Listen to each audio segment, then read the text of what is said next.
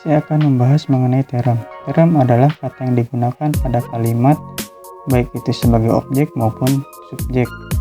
Dan term ini memiliki beberapa definisi. Yang pertama yaitu term menurut luasannya. Dan term menurut luasannya ini memiliki 4 jenis. Yang pertama ada universal. Term ini mengikat keseluruhan lingkungannya dan bawahannya tanpa terkecuali. Contohnya seperti semua rumah, setiap manusia, sapi adalah hewan, dan lain-lain. Yang kedua ada partikular. Term ini mengikat bawahannya yang banyak, namun tidak mencakup keseluruhan anggota yang diikat. Contohnya seperti sebagian rumah, beberapa siswa, banyak rumah, dan lain-lain. Yang ketiga ada singular. Term yang tegas dalam menunjukkan suatu individu. Contohnya seperti meja itu, organisasi ini, atau bahkan bisa dengan nama manusia atau nama seseorang seperti Hasan dan lain-lain.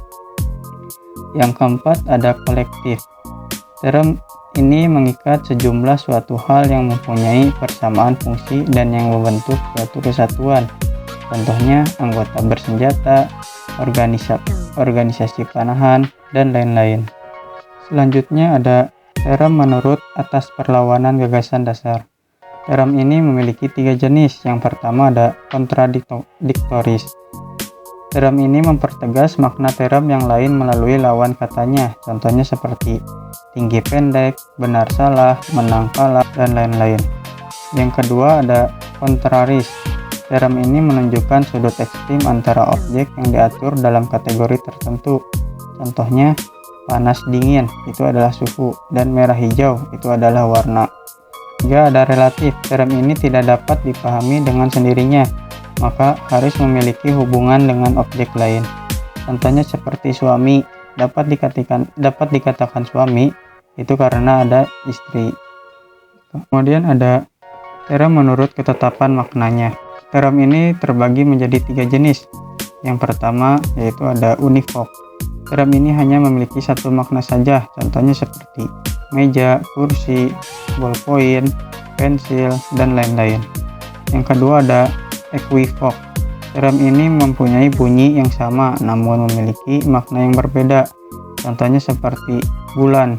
Maksud di sini adalah bulan. Ada yang bulan planet dan juga ada yang bulan kalender. Kemudian ada Jakarta. Jakarta di sini ada kota Jakarta dan ada juga jalan Jakarta yang ada di Bandung. Kemudian yang ketiga ada analog.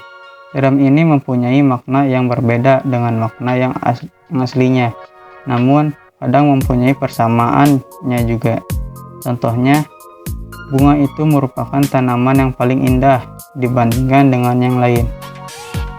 Waktu mudanya wanita itu adalah bunga di desa ini. Kemudian term menurut kodrat referan. Term ini berbeda dengan term yang lain karena term ini memiliki 9 jenis. Yang pertama ada konkret. Term yang menunjukkan pada suatu benda atau objek yang mudah diamati. Contohnya seperti kursi, ballpoint, pensil, buku, dan lain-lain. Yang kedua ada abstrak. Term yang dapat dimengerti setelah dilakukannya abstraksi. Biasanya menunjukkan kata sifat. Contohnya seperti kejujuran, kebijakan, dan kebenaran, dan lain-lain. Yang ketiga ada nihil. Term yang tidak memiliki objek referen, menunjukkan sifat imajinatif. Contohnya seperti malaikat, setan, surga, neraka, dan lain-lain.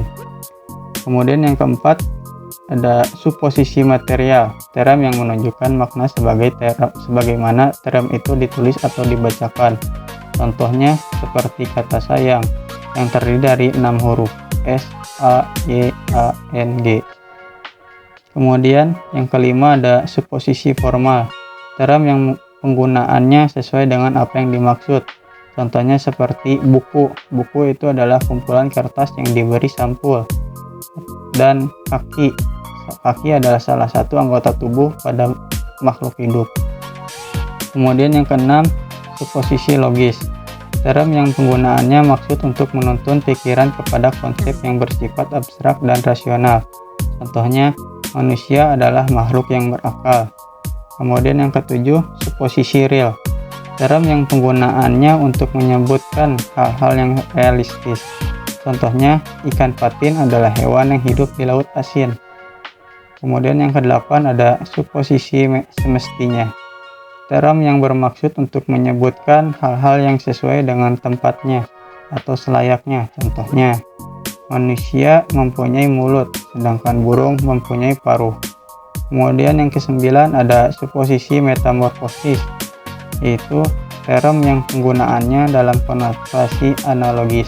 Contohnya, rumput yang bergoyang-goyang, dan yang lain-lain.